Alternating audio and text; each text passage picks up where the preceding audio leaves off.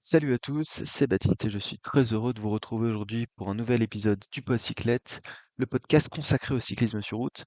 Je suis très heureux puisque c'est le premier épisode de la saison. Ça y est, on se lance.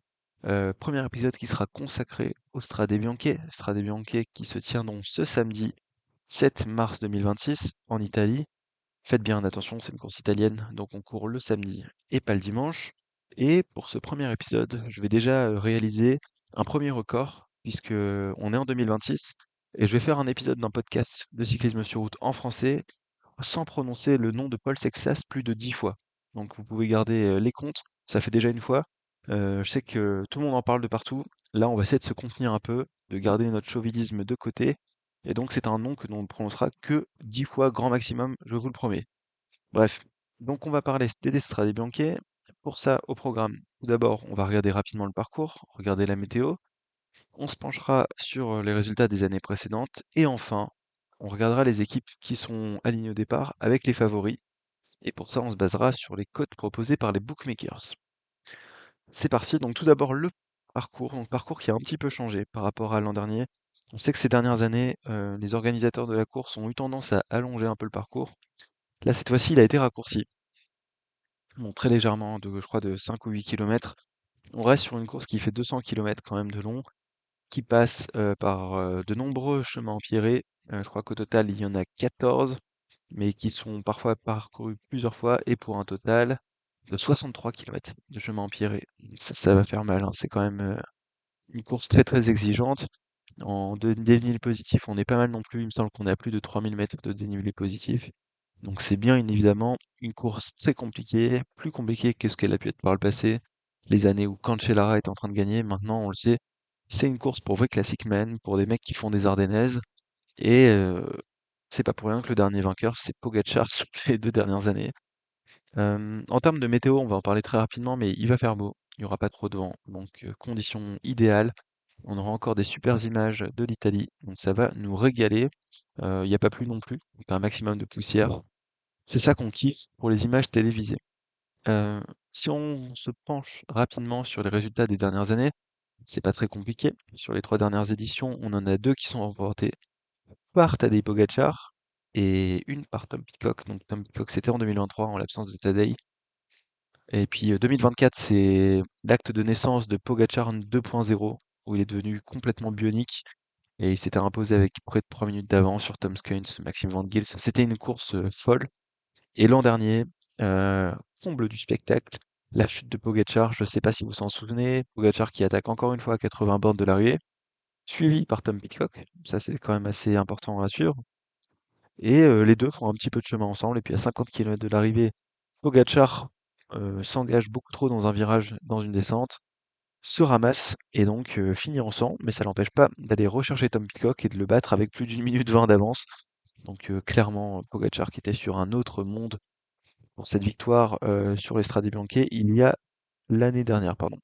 À noter donc que sur ces dernières années, euh, a fortiori quand c'était Pogacar qui gagnait, c'était une victoire en solitaire. De toute façon, maintenant la course est si exigeante que si on regarde les 2 dernières éditions, à chaque fois, les 10 premiers en fait arrivent un par un, tout simplement sur la ligne d'arrivée tellement c'est dur. L'an dernier, donc Pidcock avait fait 2 et Wellens avait fait 3. Je profite pour passer un petit message sur Tim Wellens, son Tim Wellens qui a chuté de manière assez grave là sur le week-end d'ouverture en Belgique, qui est donc forfait pour plusieurs semaines. On pense à lui, c'est un coureur qu'on aime bien, Tim Wellens, et donc il sera blessé pour ce début de saison et les classiques qu'il affectionne tant, pardon. Donc c'est une petite pensée pour les Belges qui adorent aussi Tim Wellens. On est déçus pour lui. Je vous propose qu'on passe tout simplement maintenant aux favoris de ces Strade Bianche. On va regarder un peu les compositions d'équipe pour voir qui est capable d'aller faire quoi. Concrètement, on va pas se mentir, il y a un seul grand favori, c'est bien évidemment Tadej Pogacar. Il est coté tout simplement à 1,25 sur Winamax.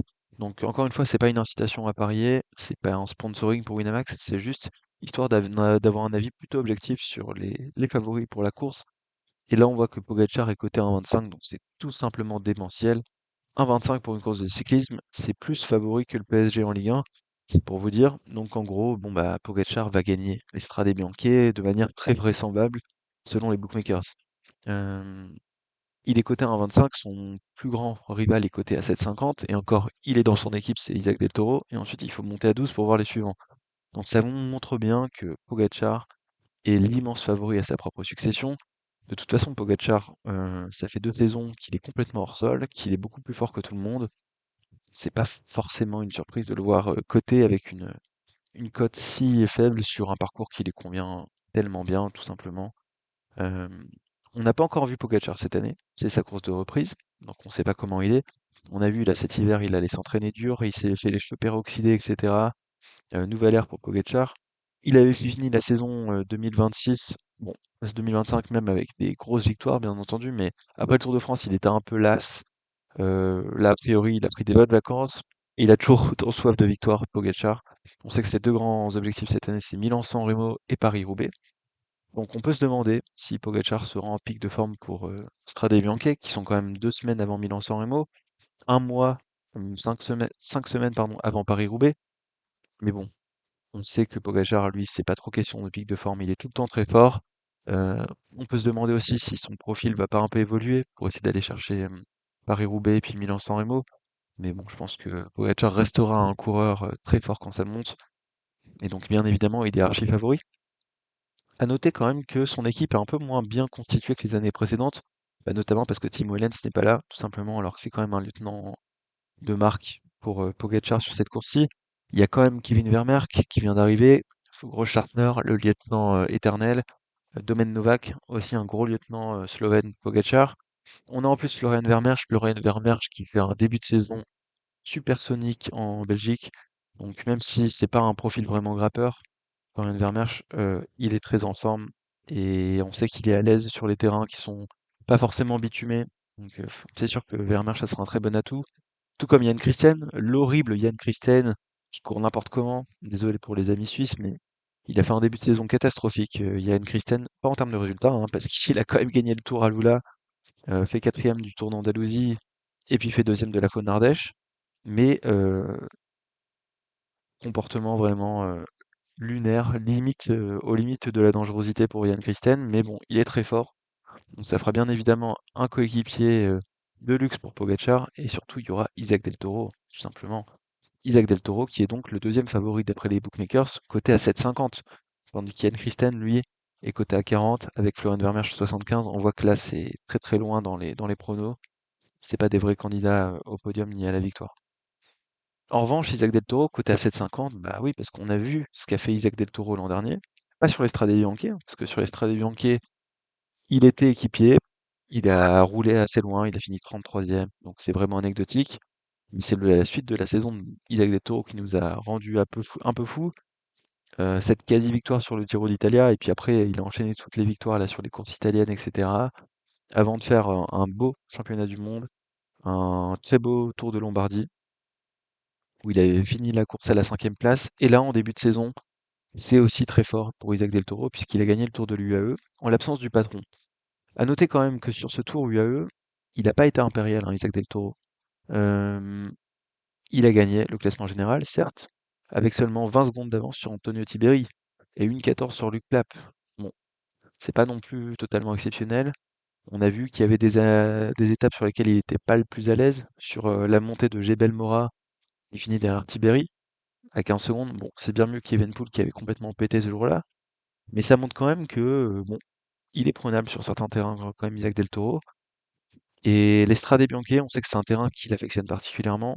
Il a quasiment gagné son étape sur le Giro qui arrivait à Sienne, même si en termes de difficulté, on n'était pas du tout sur le même niveau que l'Estrade Bianche, on avait moins de dénivelé, moins de distance, moins de chemin blanc.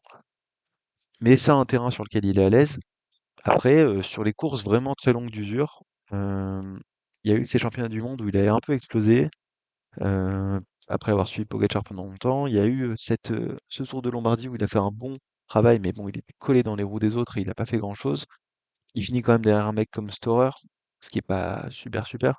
Donc bon, c'est un coureur très très fort, Isaac Del Toro, il y a rien à dire. Mais moi je trouve que on verra, ça sera un bon test pour lui, ces Strade Bianche, voir quelle est sa capacité à être très bon sur une course vraiment d'usure très longue comme ça. Moi je serais pas étonné qu'il y ait certains coureurs qui arrivent à lui passer devant à la caisse à la fin. On verra notamment à Tom Pitcock bien évidemment. Mais donc Isaac Del Toro, oui, évidemment, coureur très fort, qui est en progression de fou, qui est sur un terrain qui lui convient bien. Après, on verra, il y a quand même cette question de la distance moi, qui me fait un peu peur. Et une très bonne forme en ce début d'année, mais c'est pas non plus la panacée pour l'instant pour Isaac Del Toro.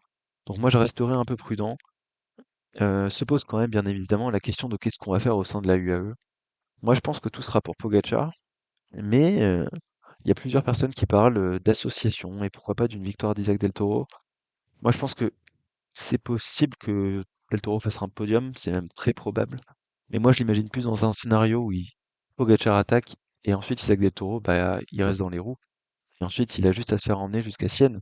Et là, il y a des gars, je pense qu'il n'arrivera pas à lâcher. Je suis pas certain que Del Toro réussisse à lâcher notamment Tom Pidcock. Et c'est pour ça que je vois pas Del Toro aller gagner cette course, parce qu'à mon avis, il n'arrivera pas à débarrasser du Britannique, et pourquoi pas d'un petit Français. Et donc, je pense que c'est quand même une course pour Pogacar. Il prend pas de risque, hein. Il est coté à 1,25, qu'on soit d'accord, mais même si Isaac Del Toro sera très précieux pour Pogacar cette année, on sait qu'il n'y a pas Wellens sur San Remo, donc il faudra quelqu'un qui arrive à faire péter la course dans la Cipressa, ça sera forcément Del Toro. Donc Pogacar, il a besoin d'un Del Toro en forme, d'être à ses services. Pareil sur le Tour de France cet été, donc ça serait pas totalement idiot de la part de Pogacar de donner un peu à manger à Isaac Del Toro. Maintenant, je pense que sur l'Estrade Bianche, c'est sa première course de l'année, j'ai un peu du mal quand même à voir Pogacar donner la course comme il avait pu donner le Grand Prix de Québec, si je dis pas de bêtises. C'était Québec ou Montréal? De Montréal, pardon, à Brandon McNulty l'an dernier. Là, je pense que c'est un Pogacar qui a refait une victoire. Et surtout, j'ai l'impression qu'il aura un petit caillou dans la chaussure avec Tom Pidcock qui empêchera de donner la victoire à Isaac Del Toro. Donc moi, je pense quand même tout pour Pogacar, mais Isaac Del Toro, presque certain qu'il soit sur le podium, ou au moins dans le top 5, parce que lui, il n'aura pas d'effort à faire derrière son leader. Assez parlé de la UAE, parlons des concurrents. Côté A12, Tom Pidcock, évidemment, le troisième favori selon les bookmakers, mais en vrai, le grand rival a priori quand même de Pogacar sur cette course-ci. Tom Pidcock, début de saison un peu moyen. On n'a pas encore l'équipe de Tom Pidcock au complet sur la Pinarello, pardon, 36.5. On sait qu'il sera a priori accompagné de Quinten Hermans. Quinten Hermans qui fait plutôt un bon début de saison et qui est très à l'aise sur l'Estrade Bianche, donc c'est une bonne chose pour l'ami Tom Pidcock. Mais donc je le disais, début de saison de Pidcock, plutôt moyen, mais dans la moyenne de ce qu'il fait les années précédentes. Là sur le Tour d'Andalousie, Heu, il fait, 3e au classement général, derrière Romeo Eleknesun qui était parti en échappée sur une étape. C'est pas très grave. Il a quand même gagné l'étape 5, l'étape d'Evry Costo, Tom Pidcock, donc ça montrait qu'il était en forme, devant des coureurs comme Yann Christen, Romain Grégoire par exemple, dont on parlera juste après. Donc c'est bien évidemment un coureur au-dessus de ses 2 coureurs précédents, donc qui doit essayer de jouer la gagne sur, cette Strade Bianche. Après sur la Classica Rennes Interior, qui est un profil assez similaire au Strade Bianche, il s'est quand même fait battre et de loin par Tom Pidcock, Tim Wellens, pardon. Tim Wellens, on sait que c'est un coureur très solide, notamment sur ces profils-là. Je pense que il a le podium d'un Strade Bianche dans les jambes, Tim Wellens, si je chute pas. Mais quand même, Tom Pidcock battu à ce moment-là. Est-ce qu'il faut vraiment lui emporter rigueur? Je suis pas totalement certain. L'an dernier, avant de faire un super Strade Bianche où il était vraiment très fort, il avait gagné la Lula Tour et il avait fait troisième encore une fois du Tour d'Andalousie. Il y a eu cette 8 Newsblad où il a rien fait là cet été, cette année, pardon. Mais je pense quand même que Pidcock arrive en forme et j'ai confiance en lui pour être très fort sur ces Strade Bianche. Et je me demande même, donc je le disais, si Isaac Del Toro sera capable de le lâcher et je pense plutôt non. Tom Pidcock, premier outsider, je pense, pour la victoire et pour aller contester la couronne à Pogacar, mais on va pas se mentir, à moins d'une chute de Pogacar, j'allais dire une chute, non, de deux chutes de Pogacar, parce qu'on a vu que l'an dernier, une seule chute, ça n'a pas suffi, pardon, je vois pas vraiment comment Peacock pourrait aller chercher la victoire. C'est pour ça qu'il est coté à 12 d'après les bookmakers. Mais en tout cas, premier outsider, et en tout cas, lui, Tom Peacock, il essaiera de suivre Pogacar à un moment, ça c'est certain. Et donc il fera un peu le spectacle. Donc merci pour ça, Tom Peacock. Et coté à 12, le troisième favori ex aequo, et ben on va en parler pour une deuxième fois de cet épisode, c'est Paul Sexas. Ça c'est quand même assez fou.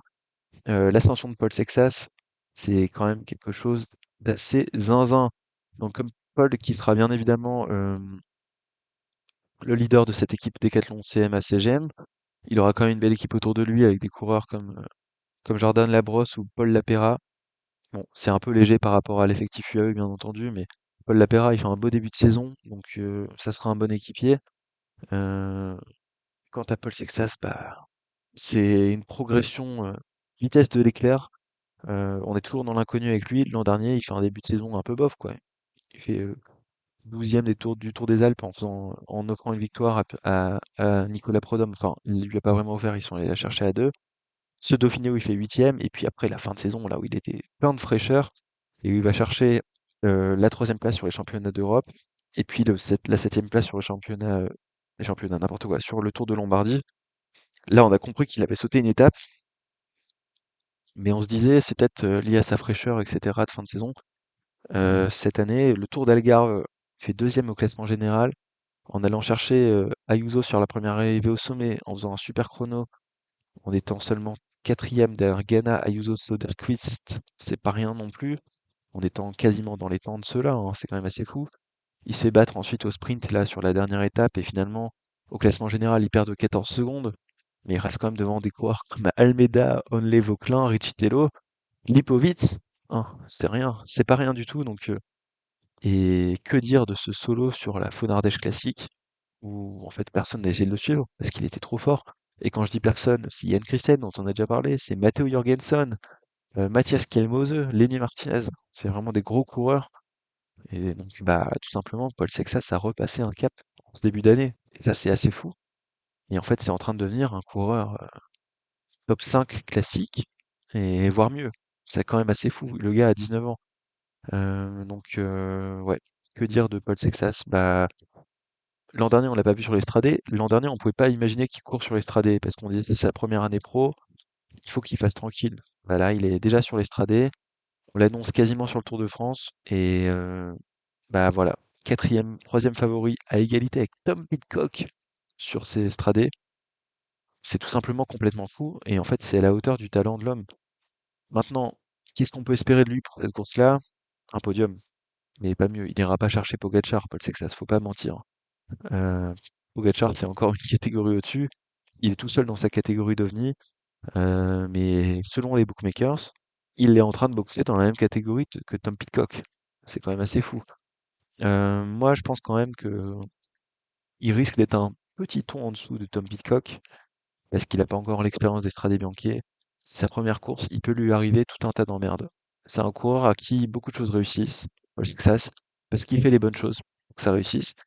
Ceci dit, les premiers Strade Bianchi, c'est quand même une course particulière, même si c'est un coureur pétri de classe et de sang-froid. On n'est pas à l'abri qu'il lui arrive quelque chose. En termes de stratégie, on verra comment il est capable de rouler. Est-ce qu'il aura la pancarte ou pas? Euh, Ça fait beaucoup d'éléments à prendre en compte. Moi, je pense pas qu'il soit capable de lâcher Del Toro. Je ne crois pas qu'il soit capable de lâcher Pitcock. Donc, moi, je le vois bien batailler pour le podium. Et ça serait déjà un super résultat. Et surtout, s'il va chercher un podium sur sa Strade Bianchi, c'est vraiment la confirmation qu'il est passé encore sur une étape supérieure et qu'il est en train de rentrer dans la catégorie des très très grands coureurs, alors qu'il a seulement 19 ans et c'est sa deuxième saison pro. Donc, ça serait déjà exceptionnel. Faudra pas être trop exigeant avec lui. On n'est pas à l'abri qu'il ait une petite crevaison, un truc comme ça, ou qu'il perde son sang-froid. Il fait septième sur le Tour de Lombardie l'an dernier. Donc là, ça sera un plateau à peu près du même acabit, peut-être un petit peu moins relevé, mais quand même très fort, sur une course aussi difficile. Un top 5, ça serait déjà bien, mais en fait, il est en train de faire monter les attentes à un tel point que s'il fait pas podium, on sera déçu. Donc c'est quand même assez fou. Euh, Moi, je serais content s'il fait podium, très clairement. Je serais content. De là, aller chercher Pogacar, il faut pas rêver, il y a encore une grosse marge de progression à atteindre, mais il a que 19 ans. Donc bien évidemment, c'est une possibilité pour le futur. On referme la page sur l'homme dont il faut pas prononcer le nom, parce que sinon je vais en parler plus de 10 fois dans l'épisode, et puis mon chrono sera foutu. On passe ensuite à un coureur qui est coté à 15, mais qui est un coureur d'une classe exceptionnelle, c'est Wout van Aert, qui sera a priori le leader de cette équipe Visma Leasebike sur l'Estrade Bianchi. Je vais être honnête, je sais pas trop quoi en penser. Parce que Wout van Aert, il a quand même eu une saison 2025 compliquée. Et il a quand même eu. Bon, il a battu même Pogacar, vous allez me dire. C'est un des deux seuls qui a réussi à battre Pogacar en 2025. Il y a eu Van Der Poel sur Milan-San Remo et puis Paris-Roubaix. Et puis il y a eu Van Aert sur Montmartre. Ceci dit, là, on est quand même sur un profil beaucoup plus compliqué. Et en fait, je suis pas sûr que Van Aert, version 2025-2026, soit capable d'aller gagner une course à plus de 3000 mètres de dénivelé positif. Et même s'il n'y avait pas Pogacar, je pense que face à un Del Toro, un Pidcock et même maintenant un Paul Sexas, sur une course avec autant de dénivelé, j'ai pas vraiment confiance en Van Aert. Surtout qu'il a une préparation tronquée, hein, le pauvre. On rappelle donc cette entorse, cette fracture de la cheville même plutôt, qui est liée au cyclocross cet hiver, qu'il a fait revenir seulement au Samin cette année, où il a eu une crevaison, bref, le sketch, la poisse éternelle de Wout van Aert, la crevaison donc à 10 km de l'arrivée, donc on sait pas, il a rien fait, hein. Il était juste placé à l'avant, donc on l'a même pas vu attaquer. On connaît pas son état de forme. Les vrais objectifs de Van Aert, c'est le Tour des Flandres et Paris-Roubaix, à la rigueur Milan-San Remo, donc c'est des choses qui arrivent dans 2 semaines au minimum. Bah, je suis pas sûr qu'il soit vraiment en forme déjà maintenant, Wout van Aert. Et surtout, je le redis, je pense que maintenant le profil de la course fait que c'est trop difficile pour Wout van Aert. Il n'a pas participé depuis 2021, où il finit quatrième. Et en 2021, quand il finit quatrième, la course était beaucoup moins difficile. Elle faisait 185 km. Et il finit derrière des mecs comme Van Der Poel, Alaphilippe et Bernal. Donc bon, certes, Van Der Poel était intouchable cette année-là, mais c'était il y a des années-lumière. Et depuis 2021, j'ai plutôt tendance à dire que le niveau de Van Aert, il a baissé, alors que celui de ses concurrents, il a explosé. Donc franchement, j'ai un peu du mal à croire en cette participation de Van Aert au Strade Bianche. Je suis très content qu'il vienne, mais j'ai du mal à le voir faire un résultat. Et je ne serais pas surpris si Van Aert n'était pas le meilleur Visma Lead the Bike sur cette course-ci. Il faut rappeler que dans l'équipe, il y a donc Louis Barré. Bon, Louis Barré, il fait un début de saison fantomatique pour l'instant. J'ai pas trop regardé ses résultats, vu qu'il a fait 2 abandons, si je dis pas de bêtises. C'est un coureur que j'adore, Louis Barré, un de mes coureurs préférés, mais là, je pense que il faut le temps que la fusion avec Visma se fasse. Moi, je vois plutôt Ben Tolet ou Matteo Jorgensen faire des bons résultats. Après, Ben Tullet, il fait un début de saison un peu en deçà des attentes, parce qu'il avait fait quand même une saison 2025 de super bonne qualité.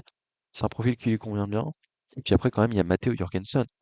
Et Matteo Jorgensen, il a montré qu'il était en forme sur le premier week-end français, en Ardèche puis en Drôme, où il fait 4 et 2, battu par Paul Sexas sur l'Ardèche et puis par la Drôme par Romain Grégoire. Donc, pas encore une forme de fou pour Jorgensen, mais c'est un profil qui peut très bien lui convenir. Et en fait, je sais pas trop comment on va courir côté Visma. Pour être honnête, j'ai du mal à imaginer le scénario, parce que pour moi, Van Aert n'est pas capable d'aller rivaliser avec les meilleurs grimpeurs sur cette course-ci.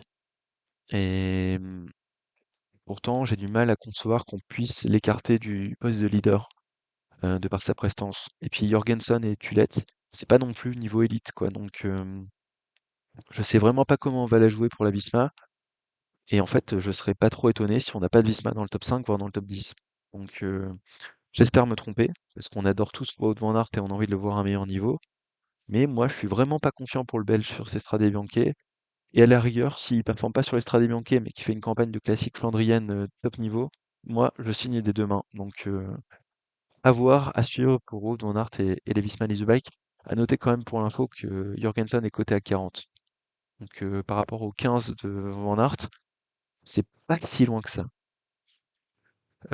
Et ensuite côté à 25, donc là on arrive déjà dans une caste encore plus loin, parce qu'on en était là sur des gars cotés à 12-15. On a Romain Grégoire, donc déjà ça fait quand même plaisir de voir 2 Français dans le top 6 des favoris pour ces Strade Bianche. Donc il devrait être, Romain Grégoire, bien évidemment le leader de cette Groupama FDJ sur les Strade Bianche. On connaît pas encore la composition. A priori, il devrait y avoir Valentin Madouas. Madouas, qu'on rappelle, avait fait deuxième en 2023, mais Madouas, c'est du courant alternatif. Et Madouas, surtout, bah, 2023, c'était très bien. Il n'y avait pas Pogacar et il y avait que Pidcock. Et surtout, Madouas, 2025, c'est un peu caca, donc C'est un coureur que j'adore, Madouas. C'est un profil qui lui convient bien évidemment. Mais là, début de saison, fantomatique. On l'a pas vu en Andalousie. 126e du Het Newsblad.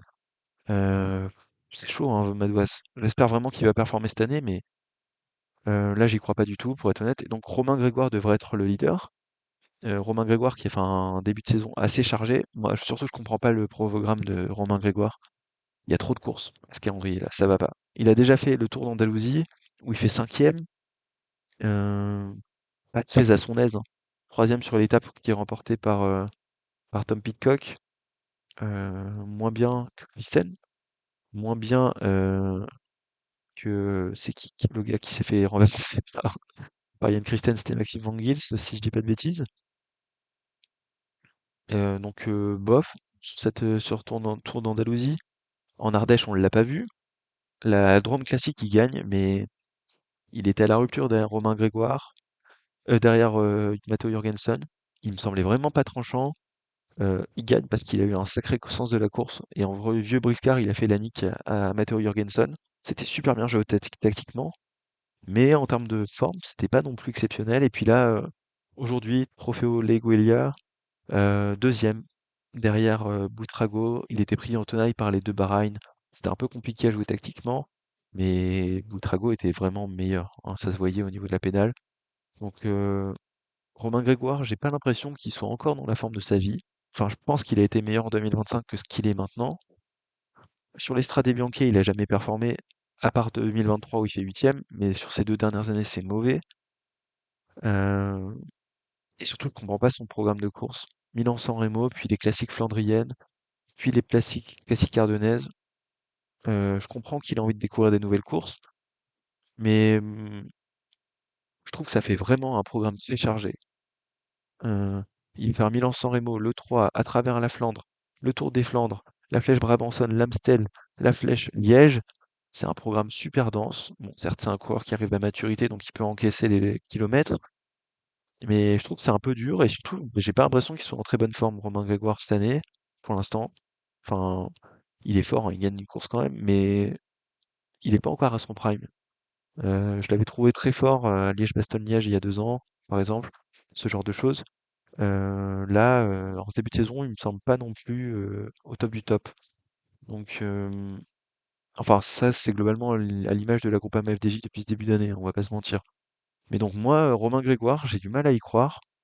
Et c'est peut-être un peu dur avec lui, mais je le vois vraiment fond de top 10. Donc là, coté à 25 par les bookmakers, j'y crois pas trop. Et si ça se fait, c'est plus dû à une méforme de ses adversaires, je dirais, que un vrai éclat de sa part. Parce que là, j'ai l'impression qu'avec la forme qu'il a actuellement, il n'est pas capable d'aller chercher meilleurs résultats. Et surtout, il faut quand même être assuré. J'ai l'impression qu'il n'est pas dans la meilleure forme de sa vie. Donc, il y aura des meilleures années pour Romain Grégoire. Mais là, en ce début 2026, je le sens pas trop.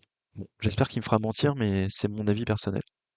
Ensuite, côté à 40, on avait donc Yann Christen dont on a déjà parlé, Matteo Jorgensen, et un autre coureur dont on n'a pas encore parlé, c'est Ben Illy.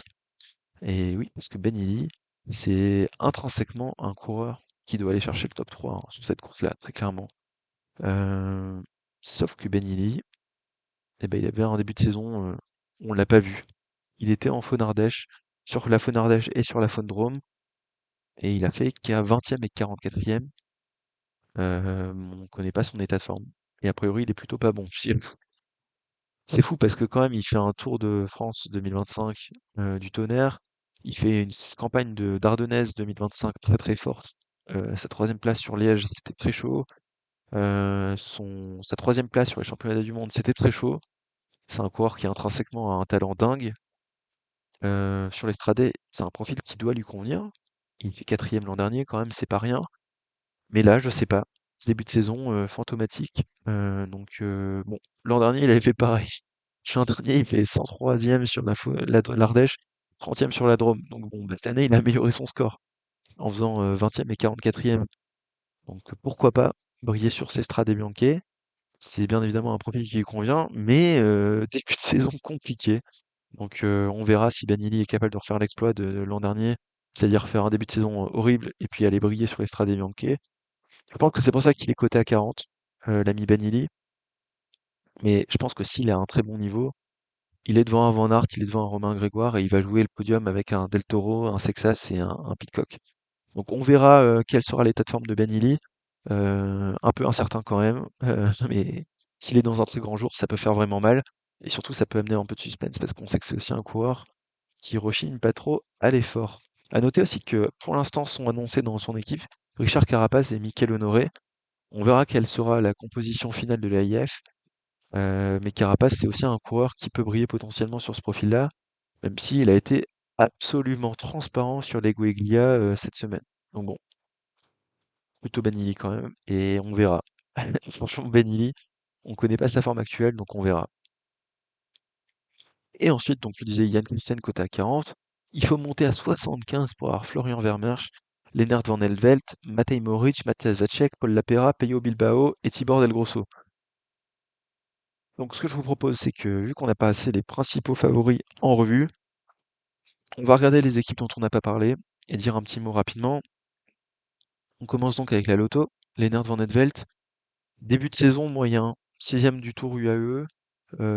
Franchement, on aurait pu attendre mieux de Lennart Van Etvelt, même si les gars qui sont devant lui sont pas non plus des peintres, hein. Bien sûr, Del Toro, Tiberi, Félix Gall, c'est pas rien, mais il y avait quand même Luc Plapp et Harold Terrada devant lui. Pour un gars qui a gagné le Tour du UAE 2024, c'était un petit peu décevant.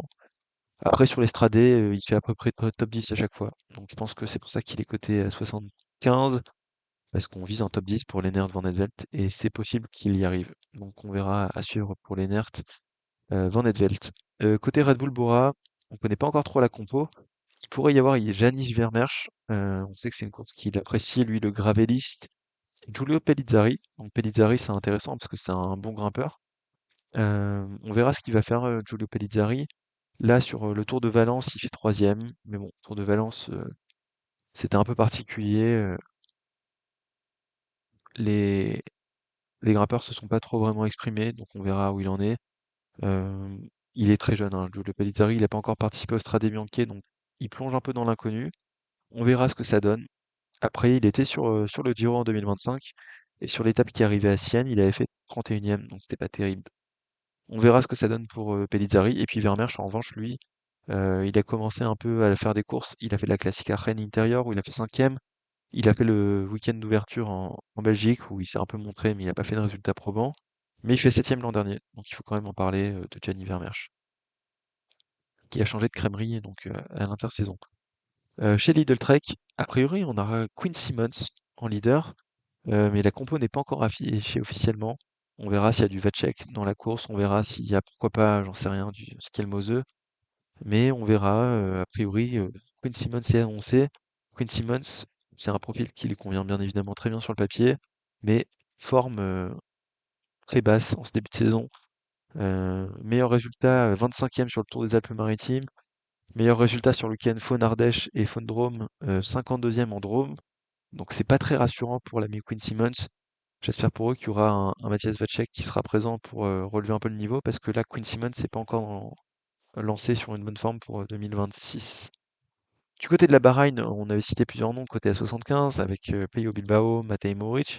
Les deux devraient a priori être au départ de cette course-ci. On aura aussi a priori peut-être Afonso Eulalio, coureur révélation aussi de la fin 2025, mais pour qui le début de l'année 2026 est un peu plus compliqué. 5e du Tour à Lula, moi j'en attendais un petit peu mieux. 55e au Tour du AE, donc on ne l'a pas du tout vu. Mais pourquoi pas, c'est un profil qui peut lui convenir. Il y a quand même Attila Valter, qui est présent sur ces Strade Bianche. Faut pas oublier qu'il fait 4e et 5e en 2022 et 2023, donc c'était un bon profil. Après, il n'est pas non plus sur la pente ascendante, hein, Attila Valter. Mohoric, Mohoric qui fait un début de saison moyen, euh, mais c'est bien évidemment un profil qui peut lui convenir. Il fait 5e en 2024, 6e en 2023, donc il faut pas l'écarter de la course, mais c'est clairement pas, même si c'est un profil très résistant, ça monte beaucoup les Strade Bianche, et face à des Pogacar, des Coq, ça sera un petit peu difficile de tenir l'allure. Et puis Peyo Bilbao quand même qui arrive sur ses 36 printemps, euh, il prend de l'âge, Peyo Bilbao.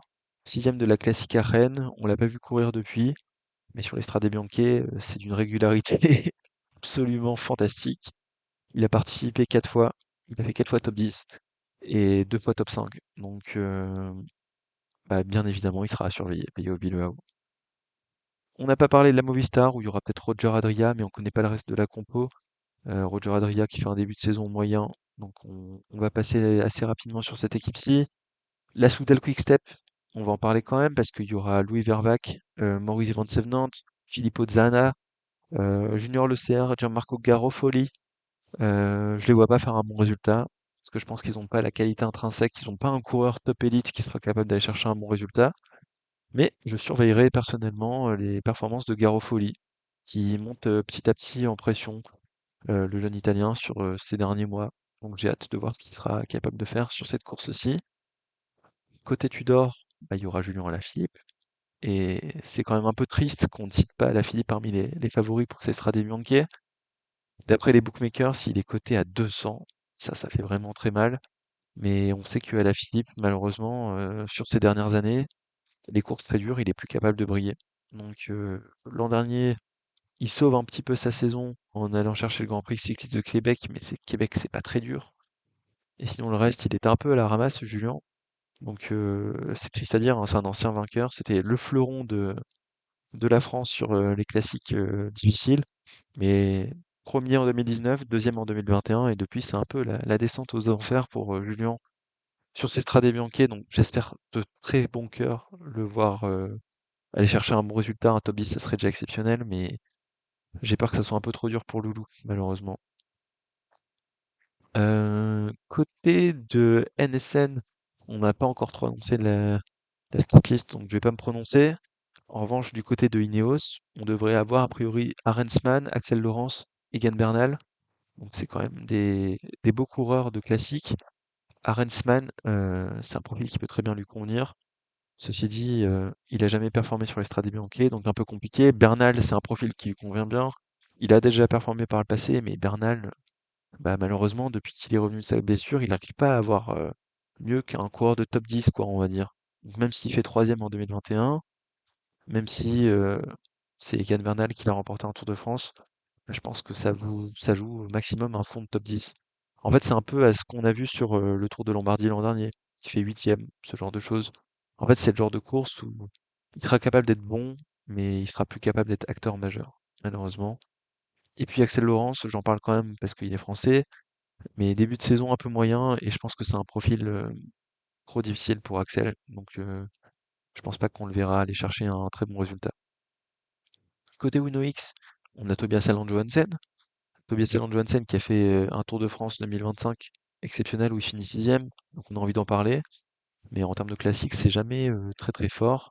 Neuvième de l'UAE dans le plus grand anonymat, donc je pense qu'on va pas trop compter sur lui pour cette course-ci.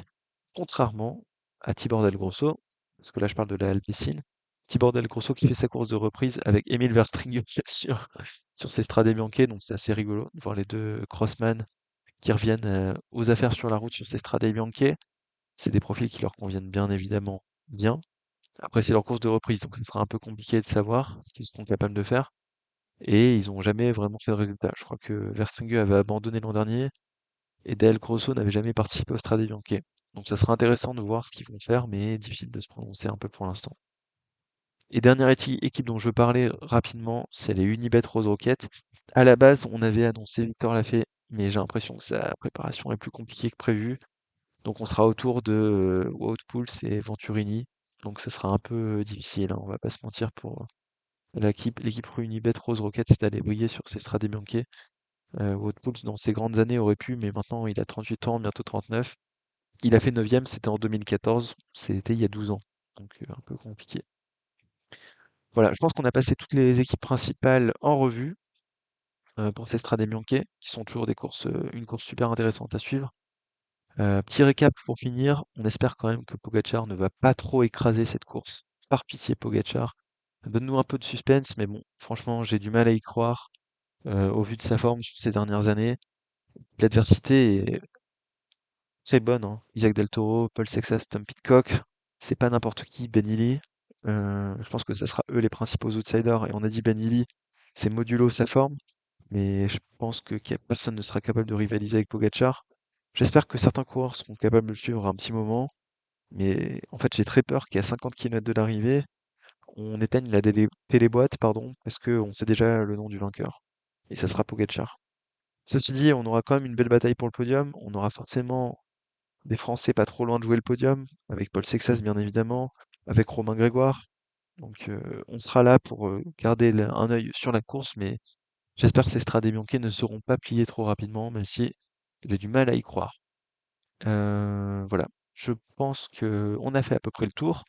Côté français, donc on le disait, très belle équipe Décathlon avec Paul Lapeyra et Paul Sexas qui vont aller jouer le podium pour Paul Sexas. Je pense que ça fait presque 10 fois que je dis son nom, donc je vais m'arrêter là. À noter, donc Romain Grégoire bien évidemment qui jouera un top 10. Mais je le disais, j'ai un peu du mal à aller le voir chercher mieux qu'un top 10, Romain Grégoire, parce que même s'il a un bon niveau en ce début de saison, j'ai l'impression que il n'est pas encore à son prime.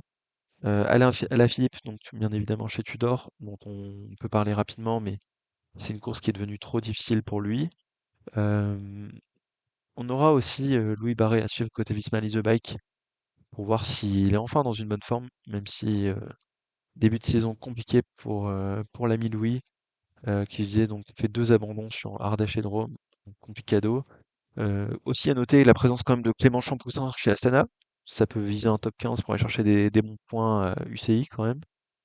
Et puis le début d'Adrien Boissy aussi sur une grande course World Tour, si je dis pas de bêtises, du côté de la Red Bull Bora. Ce sera toujours cool à suivre. Adrien qui est aussi une personne assez sympa à suivre. Donc voilà. Voilà pour les Français. On peut avoir des très bons résultats cette année. On va aller chercher ce podium, je l'espère. Et sinon, on essaiera de suivre la course avec un peu d'intérêt, malgré une domination plus que possible pour Pogacar. Et à noter quand même que ça sera intéressant de voir à quel niveau se situe Isaac Del Toro sur cette course-ci. Et ça sera important aussi pour la suite de la saison de Del Toro, mais aussi un petit peu de Pogacar. Voilà, j'espère que cet épisode vous aura plu. Je vous dis à bientôt pour un prochain. Salut!